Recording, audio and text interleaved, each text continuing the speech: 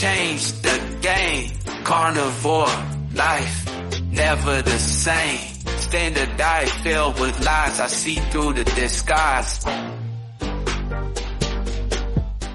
Well, hi everybody, and welcome to Bold Carnivore. Today we are talking with a special guest, Olyveya.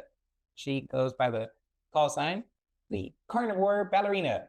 She has a fabulous story to tell us, and let's launch into it. So, Olyveya, please tell us about yourself. Yeah. Hi, I'm Olyveya. I'm 20 years old, and I've been following a carnivore diet for over a year and a half now. And with it, I've been able to resolve a lot of health conditions, all of which I needed to do additional things as well because they were pretty severe. But without carnivore, I would not be where I am today. You mentioned health conditions just now. What health conditions did you have? Yeah.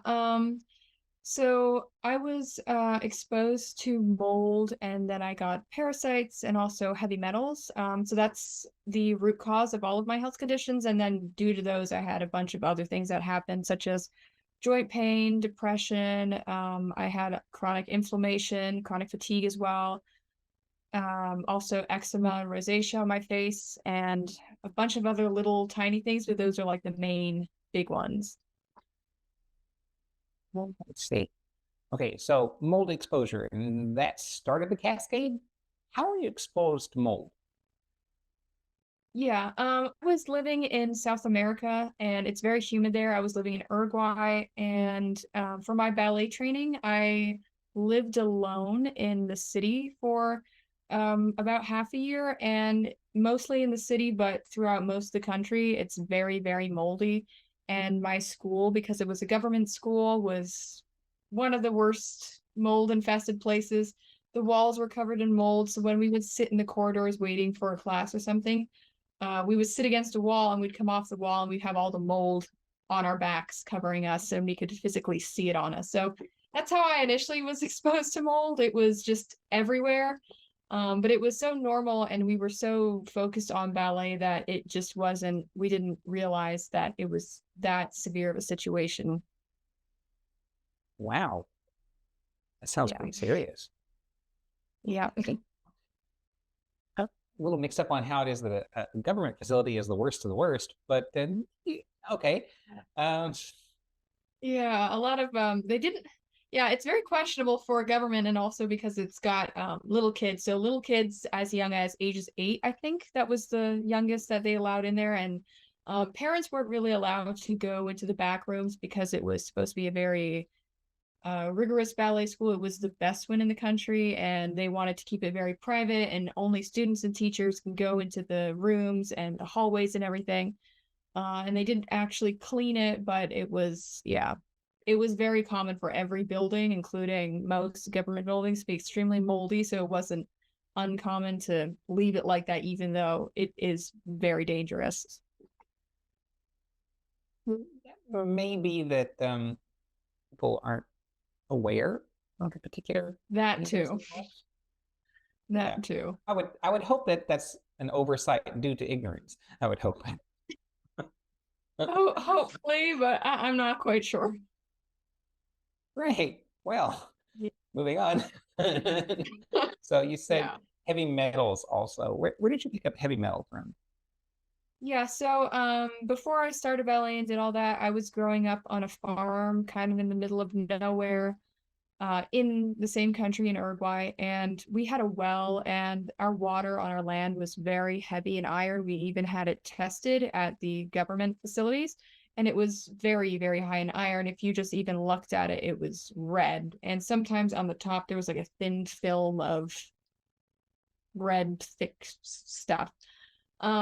So of course we had a filter, and my mom and the rest of my family, they used a filter, but I was lazy as a young person and just drank it straight. So after a couple years of that happening, it just accumulated, and it was just way too much of an overload on my body. So that's where I think I got iron, and to me, logically, that would make the most sense. Yeah, that would definitely make sense. Yeah. Okay, and some of your other conditions included skin conditions. What was the root cause of the skin conditions? Was that just because of the iron overload and the molds, or was there something else involved? Yeah, so mold can cause some skin conditions, but I think that my skin conditions were caused by parasites. I was in Croatia in 2020, and that's where I did a lot of my more so professional, rigorous ballet training. So I was in Croatia in 2020, and I went to a very cheap kind of like shack cafe restaurant, and I ate raw fish, raw salmon. And then a week later, I had this raw fish again, which did not taste well. And then the next day, my skin just broke out with this like allergic reaction. And for a couple months, I was researching different skin conditions and looking at pictures, and my skin condition wasn't really the same as any of like rosacea, eczema, or whatever else, psoriasis. And then finally, recently, when I've been researching rashes and skin conditions caused by parasites, it's very similar to that. So then I think that's what initially caused it. Okay, so probably parasites. Yeah. Yeah. You look great now, so obviously that's not still the case. Did the carnivore diet solve all of those issues, or were there other methods that you approached this with? Yeah, so initially I just went full carnivore in 2022, in January of 2022, and after a good 6 months, I was still getting breakouts. So it cleared and made a huge, huge difference, but there was still something because there was still a cause for a breakout. So if your skin is still breaking out, there has to be an underlying issue. And I thought, okay, if I'm eating carnivore, then this shouldn't be happening still. So then I began to research a couple things and then look into my past, see where I was and where I was exposed to certain things. And we had already known that I had some things, but I kind of just forgot about those and just wanted to start from scratch, even though you shouldn't do that. You should look at your past and see what else you had, because I did realize in the past, and we did have some other tests and go to some other health practitioners and realize that I had these things. So after doing a bit of research, after about 6-ish months of carnivore, I started to research different therapies and things and kind of come to a conclusion of what the root cause was, which was the mold, parasites, and heavy metals. So then I began to detox from those, and those caused initially for about a week and a half to 2 weeks a breakout, and then it stopped breakouts. What kind of treatments did you look into, and which ones did you take? Yeah. So because of not good experiences in the past with conventional healthcare, we just didn't even bother to go that way. So we just went to either medical practitioners who were open-minded or that just practice completely different things, such as naturopaths, homeopathic practitioners, and then also using frequency therapy. And we even went to an iridologist and a magnet therapist. And then the most effective thing that I have found to actually make a difference has been the frequency therapy, and then this other form of therapy which uses different shapes and colors and kind of balancing. You can test the body and then you can kind of balance the body out. I'm not exactly sure how that one works though. Okay, that's interesting. I don't think I've ever heard of shape theory before. That could be interesting. I might have to look more into that. Okay, but frequency healing, now that's big news. In fact, I know there are a lot of real serious studies going on in the sphere of frequency healing. And you found that to be one of the most effective? What do you mean in terms of effectiveness? Yeah, so when I was kind of at my worst in mid 2020, before I decided to go carnivore, I was animal based. Because we did know and we had these other tests done that I did have all these other things. We didn't exactly pinpoint it to mold or to parasites or to heavy metals. We just kind of went off of a skin condition. I'm feeling chronic fatigue, inflammation. So we kind of went off of those things. So we did this 72-day protocol with this frequency machine. And I was not taking any other forms of detoxes or anything, and I could see the physical results of parasites coming out. So then that's how I could kind of justify that, yes, it actually is working. Because I myself was a bit skeptical on frequency therapies and things, but without doing anything else and to see the physical results was, for me at least, more than enough to realize that, yes, it does work to a certain extent. Good. Okay. Wow. Well, that's very helpful. And I hope that that might help anybody else who's suffering and might look into that particular notion. Yeah. Give it a thought. It might be helpful to you. Yep. All right. Did you notice any other issues resolved other than the parasites, or were the frequencies specifically geared towards attacking your problem? Yeah, it was kind of a generalized detox protocol of 72 days for everything and anything because we didn't really quite pinpoint what it was. So we just thought, okay, we'll just do this general detox for parasites, heavy metals, environmental toxins, anything and everything, like microplastics. So it was just kind of everything and anything. But that didn't fully resolve everything. I think first off, I needed to get out of a bad environment as well. And then also to just give my body a full reset with just diet. And then I was able to fully heal. Yeah. Okay. When you say bad environment, what do you have in mind? Because bad environment is so broad. Yeah. I think that would include basically everything. I like to look into metaphysical reasons for health conditions as well. So, like if you went through some trauma in your life, that can, for example, be like you broke up with your boyfriend or girlfriend, and then you have a health condition.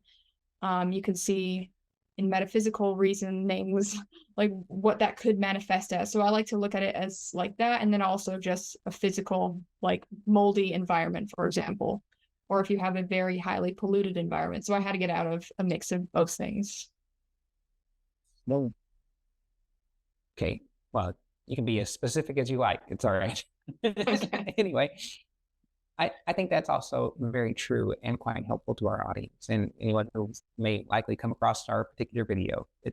If you're suffering from a mental condition or physical condition, if you don't look into the spiritual side of things, figure out what's going on the inside and around you, then you're only fighting half the battle. That's a good point. Yeah. Right. So Definitely. for you, how did you resolve these particular spiritual issues? You can't just run away from them, obviously. Yeah. Yeah. It took a lot of time because of course you see all these people online and you research a lot of things and they just say like meditate and do affirmations and all these things and you do them for a while and then you kind of feel like nothing's happening. So for me it was kind of more so like practicing gratitude every day for certain things and also just getting out of the fight or flight mode. So for me it was a huge issue to eat food and feel very guilty and horrible about it. So it began with small daily practices of seeing the food, waiting like 3 seconds to get my body out of fight or flight mode. So what would happen was I would sit in front of any meal and then just kind of like devour it out of sheer whatever it was, I guess, guilt and also just needing the nutrients and feeling just kind of anxious all over. So instead, I would sit down, wait 3 seconds to let my body relax. And then with each bite, as silly as it sounds, I would just be grateful and then kind of remind myself that this is nourishment, this is food, and I need this for myself. So then that kind of helped. And then just also, I guess, just kind of daily affirmations. It really depends. So some things worked for me in the beginning and then didn't work after. And then some things that did not work in the beginning worked after. So my mom actually led me on to this release program, which I think is from Lester or something. And I did this in the beginning. And it's just where you are doing this release method. So it's kind of like you envision you have a big tube in the back of your neck and you're just letting everything negative and dark out of you through that tube. And I found that to be the most helpful, as kind of ridiculous as it sounds. Okay. Yeah. Honestly, I don't know that it's ridiculous. I think that's got some kind of form of substance to it. Yeah. A lot in the metaphysical world that we just take for granted and or ignore. That's not unusual for us. We tend to forget how many components the human is made out of, So I'm not surprised. But it seems to me we're touched on a bit of an issue here. Were you shamed for eating or how you ate? Why did you feel shame for eating?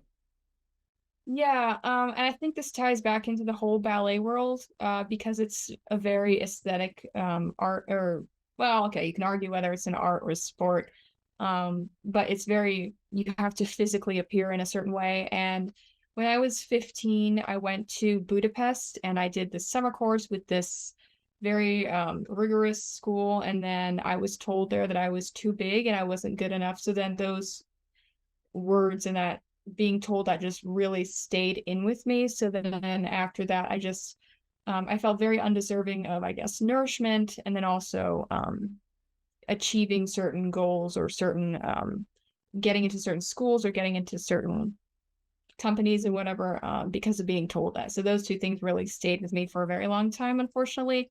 And I think that was the root cause of the feeling of undeserving. And other than eating disorder, which you're describing, other than eating disorder, what other health issues cascaded from that? From, you mean just The feeling feeling, the shame, the impact of that situation. Yeah, so that kind of caused my whole start of depression, and then not really wanting to go out and make friends. I also didn't have a very supportive family member, so then that didn't make it very easy on me as well. So that just made the whole situation worse. And then I do know that there is a nutritional factor to depression. So if you are nutrient deficient in certain things, that does cause depression. So I did have nutritional deficiency, so I do think that made it even worse than it could have been. So I think that was also a big part. Yeah. Amazing how we bruise each other, don't even pay it any mind, isn't it? Yeah. Right?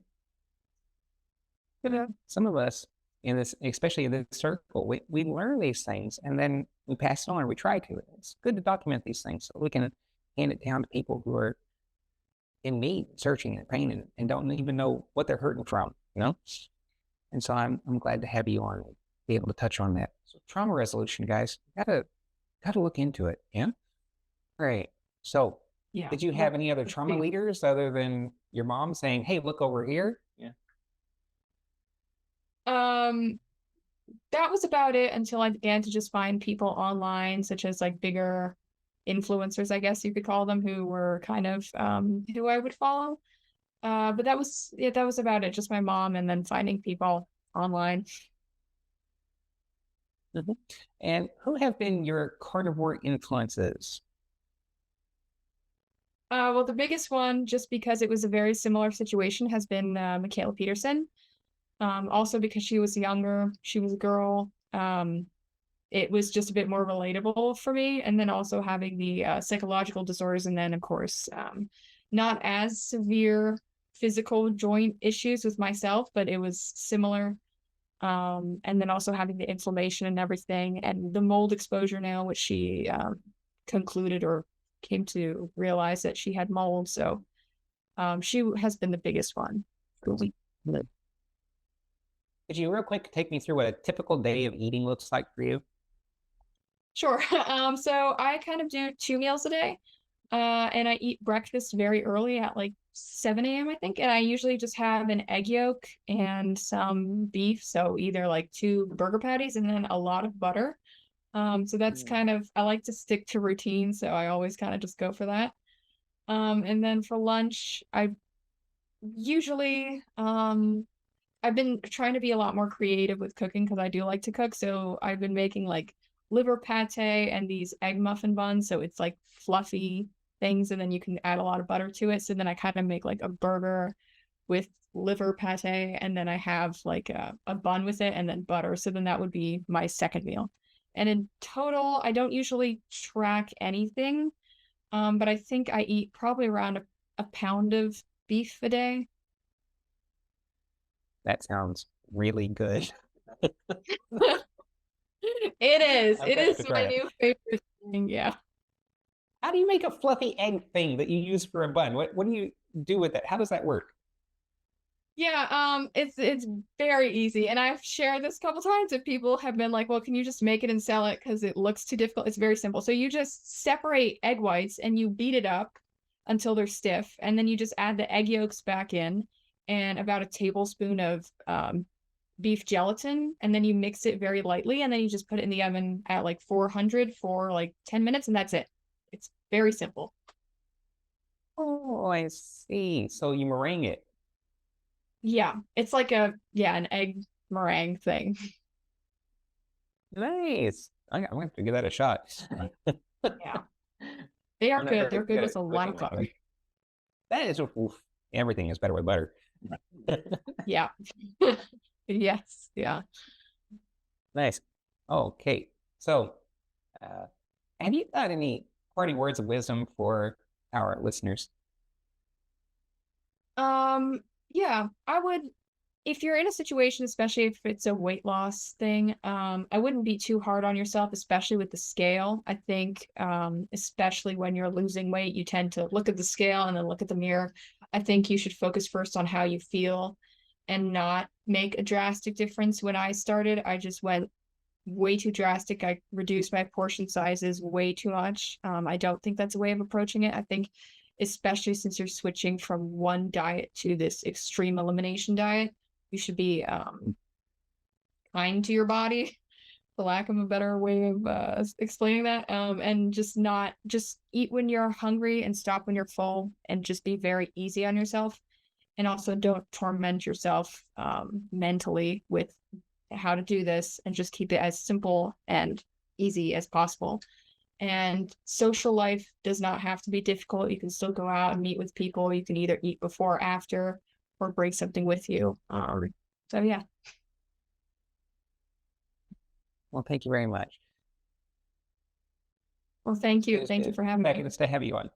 Oh yeah, anytime. In fact, if we could set this up again some other time, it'd be great. Sure, yeah. Maybe less technical issues. Well, that's been interesting. All right. Well, this has been Olyveya, the Carnivore Ballerina. I'm glad to have you all aboard, and be bold, everybody. From pain to gain, I changed the game. Carnivore life, never the same. Standard diet filled with lies, I see through the disguise.